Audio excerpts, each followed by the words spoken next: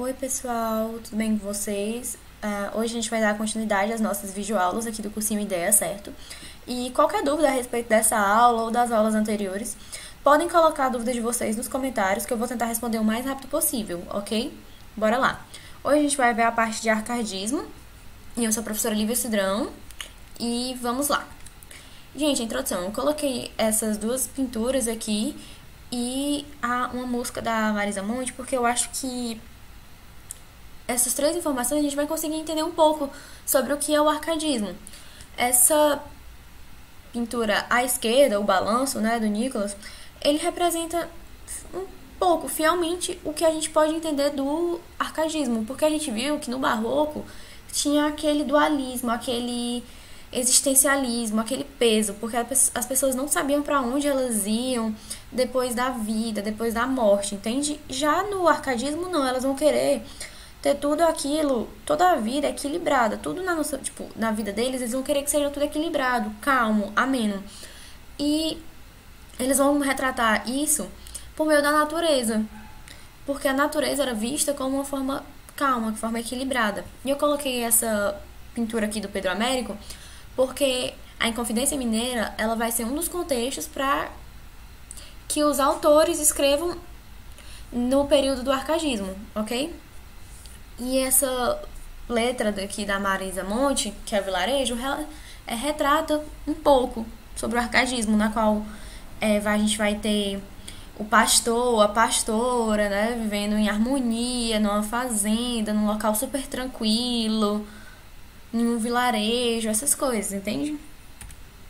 Aí o contexto histórico.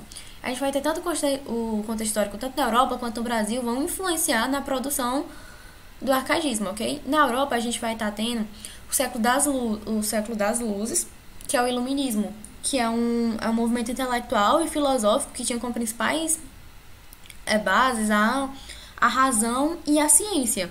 Atrelado a isso também a gente vai ter a Revolução Francesa, né? Que vai começar a ter a queda da Bastilha, vai ter a ascensão da burguesia, e essas coisas, ou seja, a burguesia vai começar a ter uma voz. E a gente vai ter também a Revolução Industrial, né? Vai ser um dos contextos. Que na Revolução Industrial a gente vai ter o mercantilismo bastante fervescente. E a isso a gente vai ter a independência americana. Ou seja, vai ser a primeira independência das Américas. No Brasil, a gente vai ter a transferência, né? Porque a gente viu que no Barroco, o foco principal, o local principal, a sociedade principal era em Salvador. Já no arcadismo, não. Vai estar diretamente atrelado ao fato do ciclo econômico, que antes, no Barroco, a gente conseguia entender que era a cana-de-açúcar, né? E já no arcadismo, a gente vai ver que está relacionado à mineração. E onde foi que os portugueses descobriram ouro? Justamente, Minas Gerais, em Ouro Preto. Antiga Vila Rica, né? Aí, a isso, a sociedade vai migrar, porque eles vão ver Minas Gerais como um local mais fácil de conseguir dinheiro e, consequentemente, ficarem ricos. E é um dos fatores que vai influenciar na Inconfidência Mineira. É porque a coroa portuguesa, né, começou a cobrar impostos muito altos para o pessoal e eles se revoltaram. E eles também queriam se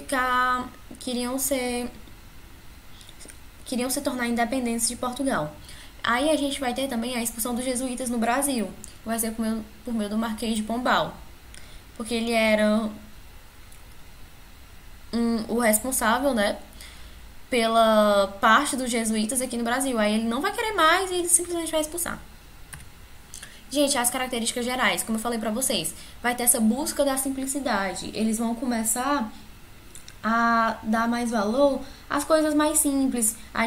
Tá num local mais tranquilo, sem muito barulho, sem muito fuzuê, a gente pode dizer. E eles vão ver a natureza como esse local perfeito. Aí, justamente, é o que vai ocorrer, vai ter a imitação da natureza. E, atrelada a isso, eles vão ter a imitação dos clássicos, principalmente greco-romana, né? Na qual o greco-romano tem toda aquela perfeição, certo? Tudo aquilo é equilibrado, tudo aquilo é esquematizado. E a gente vai começar a perceber nas obras que vai ter essa ausência da subjetividade, ou seja, não vai ser externado o sentimento, vai ter uma fórmula escrita, na qual o autor vai escrever. E isso também a gente consegue entender nas obras, né? Esse amor galante, que é aquele amor mais respeitoso, na qual o pastor tem uma grande, grande admiração pela sua pastora, né? E até ela é responsável pelo conteúdo das suas obras. A gente vai ter o bucolismo, na qual vai ser o homem inserido naquela natureza, só que numa natureza mais tranquila, numa natureza equilibrada, sem aquele peso existencialista e dualista que a gente tinha no barroco, certo? E como eu já falei pra vocês, né? Falei muito de pastor, pastora, essas coisas. A gente vai começar a ter o pastoralismo, na qual vai ter o homem cuidando das ovelhinhas, juntamente com a sua amada, vivendo naquela natureza tranquila, sem muito fuzuê, sem muito barulho. E a gente vai ter, como eu falei, né? Essa imitação dos clássicos greco-romano, principalmente a utilização de termos em latins. A gente tem o locus amenus, que significa local agradável, ou seja, aquele local tranquilo, sem muito barulho. E atrelado a isso tem o fugere in urbem, que é fugir da cidade. Justamente a isso, fugir do barulho que a gente conseguia subentender nas obras que tinha em Salvador, na Bahia, certo? Aí a gente vai ter a antilia truncate, que é a objetividade, ou seja, diretamente atrelado a essa parte da ausência da subjetividade. Aí a gente tem o carpe diem, que é aproveitar o dia. Aí logo aqui à direita eu coloquei esse ciclo que retrata bastante a sociedade daquela época, né? Na qual a gente tinha um leitor, o autor e a obra. Ou seja, as pessoas não tinham domínio tanto da escrita quanto da leitura. Então, as mesmas pessoas que escreviam as obras eram as mesmas pessoas que liam, certo? E quando isso vai ser mudado a partir do momento que realmente vão conseguir ter essa transferência da sociedade, ou seja, antes era uma sociedade totalmente rural, pode-se dizer assim, que era representada pela Bahia, né? E a gente vai começar a ter uma sociedade mais, entre aspas, aberta, que vai ser a sociedade mineira, porque vai começar a surgir gente, vai começar a vir pessoas de toda a Europa, de todos os cantos do mundo, porque eles vão ver em Minas Gerais como uma maneira mais fácil de conseguir dinheiro, certo? E vai começar a surgir um público leitor. Aí os autores e as obras. A gente tem o Cláudio Manuel da Costa, Tomás Antônio Gonzaga, o Silvarenga, o Basílio da Gama e o Frei José de Santa Rita Durão. Tem outros autores, só que eu acho que esses aqui são os mais importantes e os que mais caem. Aí o Cláudio Manuel da Costa, ele foi considerado o iniciador do arcadismo no Brasil e escreveu obras poéticas. Gente, como eu falei pra vocês, né, que muitos deles participaram da Inconfidência Mineira, ou seja, para eles conseguirem participar da Inconfidência Mineira, eles tinham pseudônimos. O que eram pseudônimos? Eram nomes fakes, para que eles não fossem totalmente revelados, certo? Aí o pseudônimo do Cláudio Manuel da Costa era Glauceste Saturnio. E a gente vai começar a perceber que muitos desses pseudônimos são atrelados, possuem termos da Grécia Antiga, ok? Aí o Cláudio Manuel da Costa, né, participou da Inconfidência Mineira, como eu já falei pra vocês. Muitos autores participaram da Inconfidência Mineira. Aí a gente tem Tomás Antônio Gonzaga, que escreveu Marília de Disseu, que era uma poesia lírica, e ele escreveu também Cartas Chilenas, que é uma poesia satírica. Ele participou da Inconfidência Mineira e ele era conhecido por ser o pastor mais apaixonado. E o seu amor era a Marília, e o seu pseudônimo era Marília de Disseu. Aí a gente também tem o Silvarenga, que o pseudônimo era Alcindo Palmireno, e ele escreveu Glaura, sua obra mais conhecida e dedicada à sua musa.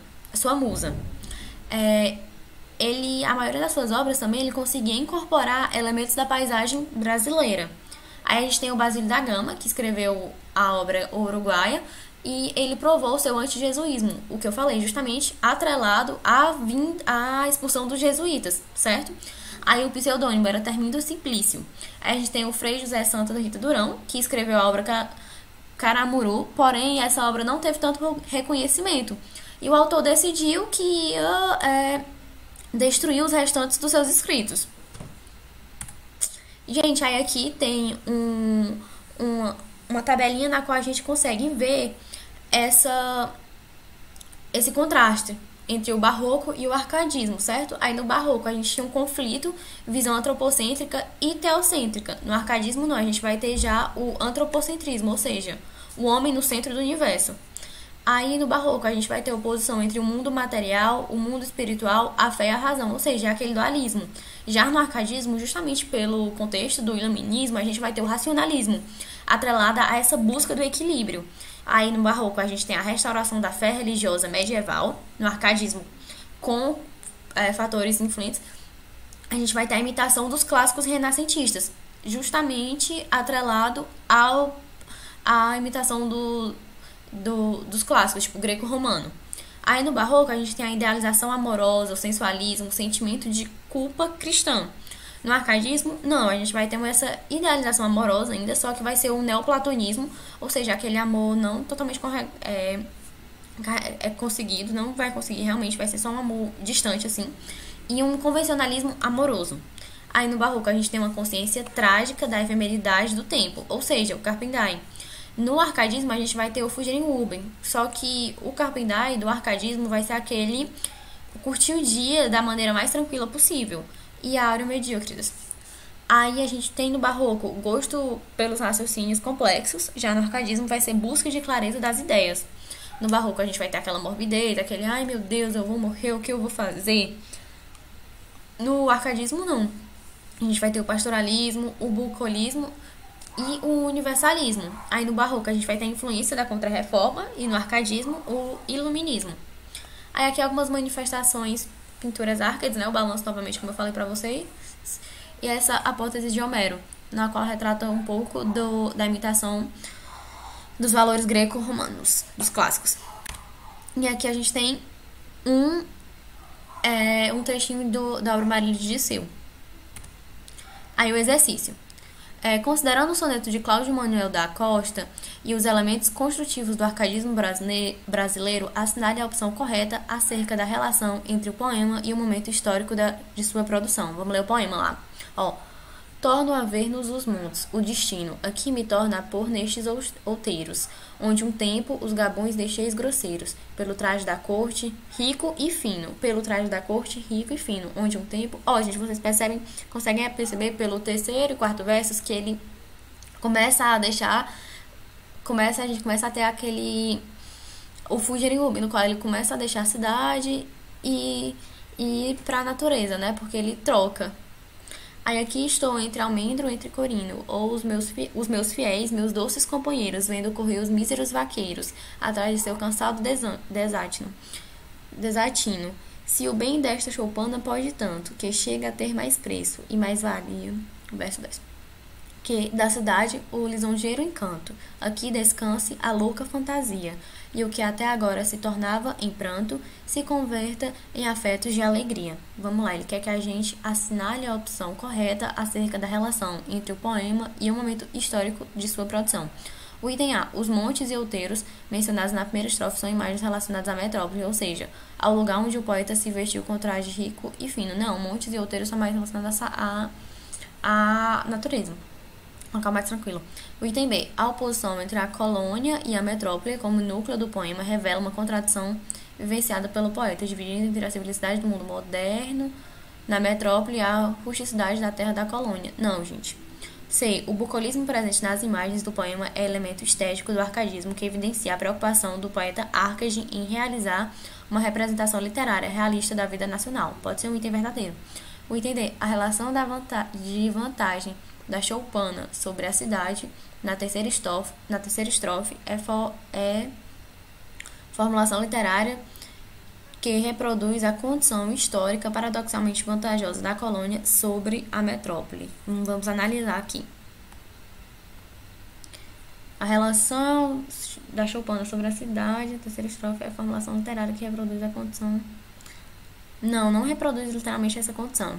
O item é: a realidade do atraso social, político e econômico do Brasil colonial está representada esteticamente no poema pela referência na última estrofe. A transformação do pranto em alegria. Não. Essa transformação do pranto em alegria está mais relacionado ao autor.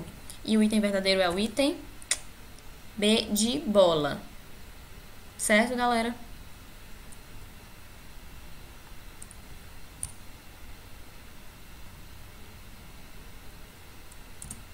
E lembre-se, galera, uma ideia pode mudar o mundo.